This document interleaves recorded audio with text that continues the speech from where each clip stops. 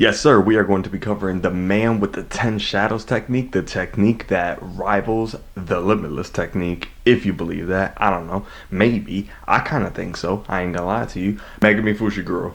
Go. Go. When you talk about the GOATs of JJK students, Fushiguro is so goated. First off, starting off as a grade 2 sorcerer, crazy good. Second off, having Gege change your design because you look too much like Yuta, it might not be goated to y'all, but I mean, like, if they gonna confuse you with one of the goats, cause Yuta's a goat, then you gotta be a goat. You feel me? So change your character design right there. Boom, another goat factor.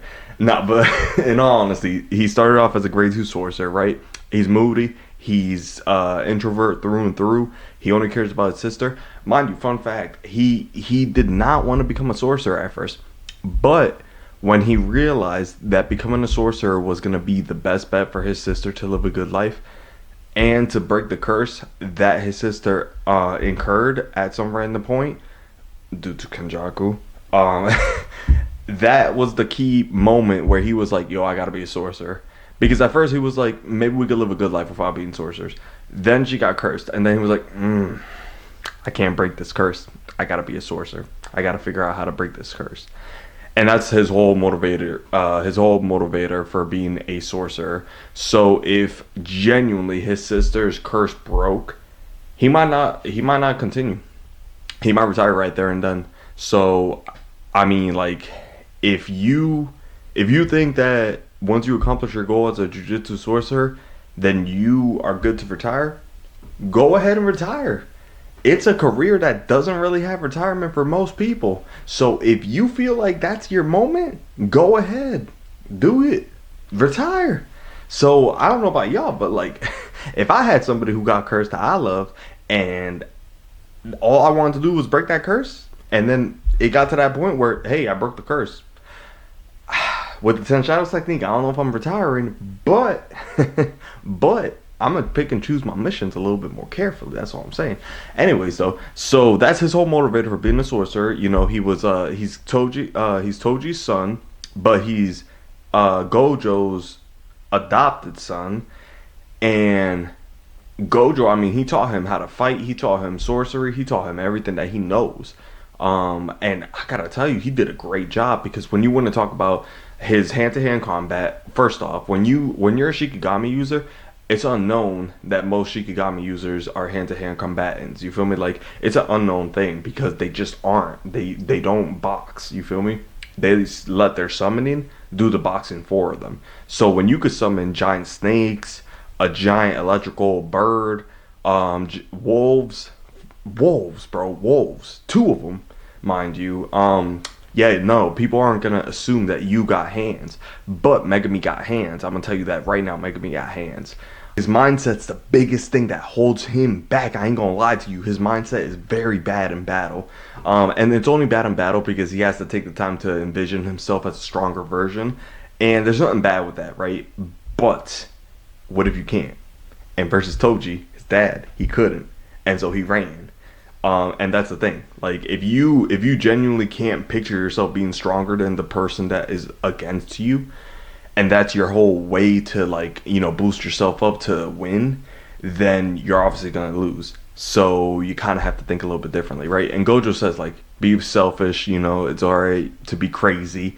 And he does that when he first uses his domain expansion, which we'll touch on in a little bit. But I just want you guys to know that, like, that's his biggest drawback is his mindset in a battle. And that's, again, because he doesn't have that personality where he's trying to really fight. You feel me? Like, he doesn't really care to fight. So it's not like he can't win fights. Absolutely not. He 100% can. It's just that he doesn't care to. Like, he doesn't care to, like, battle to begin with. He never wanted to do this in the first place.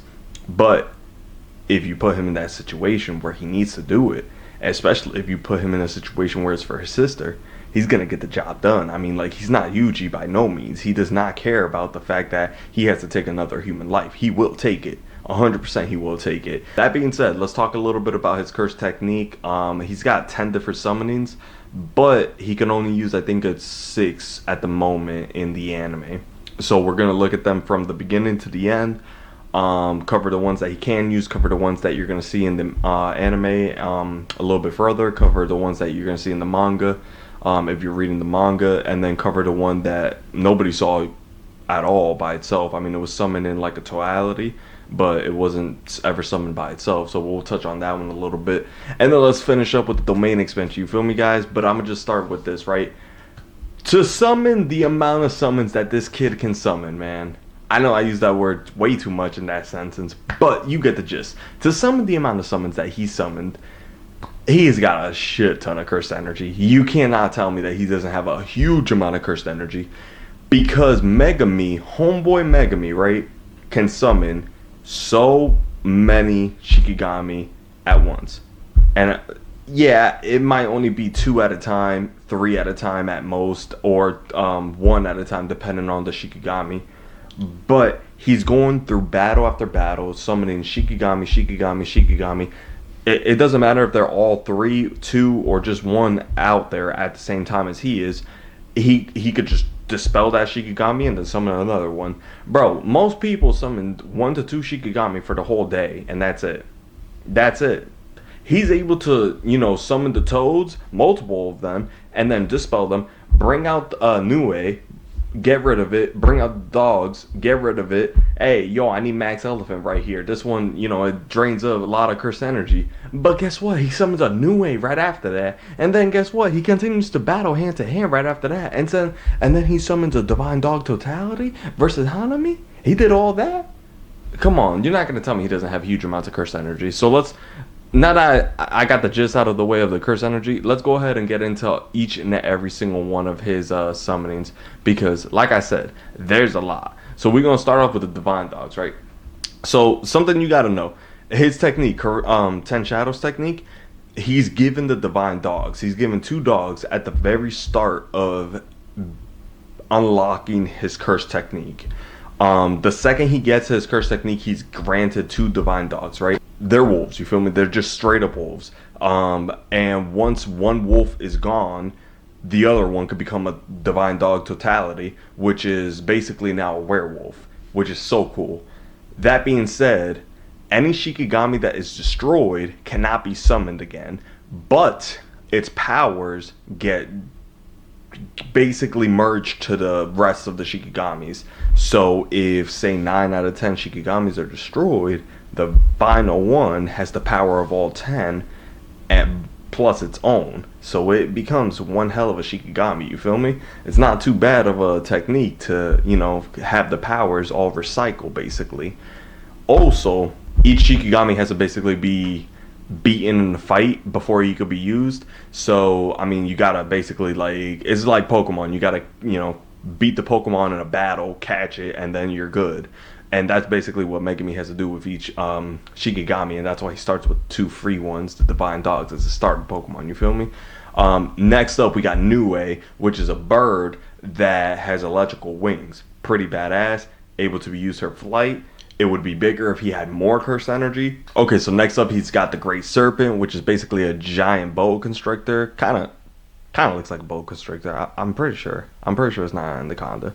But it might be an anaconda. But you get what I mean. Anyways, Sukuna wiped it out because he ain't like it. He ain't like how it was had him all up in his mouth and tossing him around. He's like, how was this? So he got rid of it. Can't come back. But strength got leaked to the rest of the shadows. So it's all good. Next, we got Toad, which is a signature for him. It's just a bunch of toads. They could be combined with Nue to be, it's called the Well's Unknown Abyss. Basically a bunch of toads with wings. Pretty cool because, you got flying toads now. Their tongue is actually really useful because, one, they could come in all different sizes. So, it could be the size of a person to transport a person. We saw that in the anime. Pretty cool. But they could also be smaller and, they could be used to, hold down opponents and whatnot, or, send opponents flying. Or even, we didn't see it, but, the way I would use it, I was have toads on my arms, and they'd be sticking their tongues out to the buildings, and I'd be Spider-Man, bro. Get out of here. That's how I would transport myself. He's doing it wrong.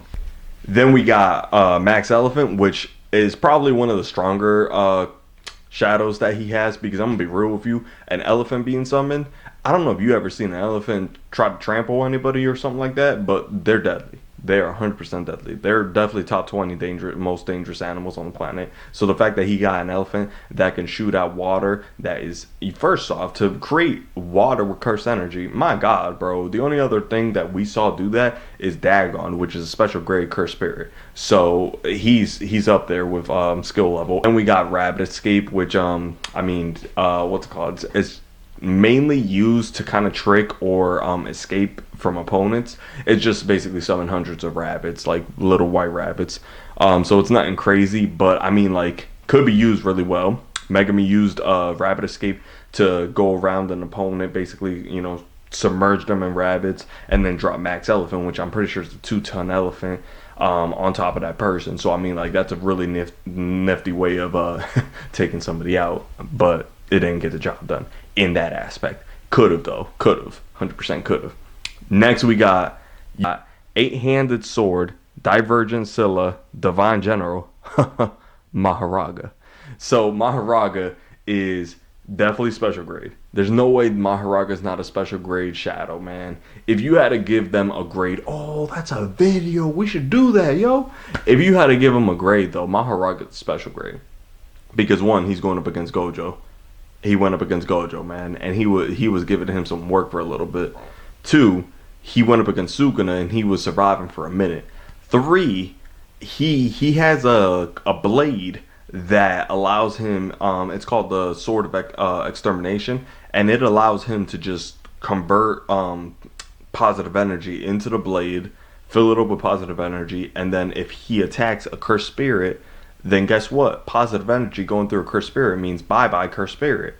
It's just a cheat code. And also he has the effect that he has adaptation, which basically means that if he were to get hit by something over a period of time, he would slowly adapt to that thing. But the more he gets hit by it, the quicker he adapts to said thing. So if he got punched in the gut, right, and it was very deadly, he would slowly adapt to that punch. But if he got punched 3 more times in the gut, then he's going to adapt even quicker. So there you go. And then the last thing that we're going to talk about is his domain expansion, like I said. So he's got Chimera Shadow Garden. Dope domain. He's never completed it, so he can't like do a barrier, unfortunately. But if he got to the skill point where he could, then he'd be busted for that. But Chimera Shadow Garden basically forces you to imbue your feet with cursed energy, because if you don't, you're gonna sink to his shadow. Which, mind you, he has to bear the weight of his shadow, and like he could transport himself into his shadow. Like he could jump into your shadow and hide like within your shadow. I don't think you have to bear the weight of him though, which is a cheat code, because then he could just travel with you basically and you don't even know. He can basically store objects in his shadow. So if he stored like weapons in his shadow, which he's known for, then he could whip it out during his domain expansion and, you know, attack you with it. Or he could just do that in the normal without even having to use his domain expansion. If you don't if you don't imbue your feet with cursed energy and you're sinking into his shadow, he could also make clones of himself and his Shikigami within his shadow, because we saw multiple Nue in his shadow in his domain expansion. So imagine multiple Maharaga. That'd be crazy. I mean, 1 is deadly enough, but 2, what? And then the only other thing that basically his Chimera Shadow Garden does is just give him a buff. Just gives him a buff. But I mean, it makes it like that he's summoning multiple shadows in one iteration. I mean, whether that's because of the buff or because everything's a shadow now, that makes it easier to summon. I mean, we could just assume that's all those factors. But yeah, I mean, basically he's killing it with that Chimera Shadow Garden domain expansion. And honestly, it has a dope name. But yeah, that's Megumi, bro. That is Megumi Fushiguro. I'm pretty sure stayed as a grade 2 for all of JJK, because right after Gojo gets sealed, everything kind of gets hectic, and the grading system that these kids were going through basically gets thrown out the window, so we don't really ever see them get promoted to grade 1. But at the end of the day, it's okay. Other than that, yeah, I'm gonna see you guys in the next video.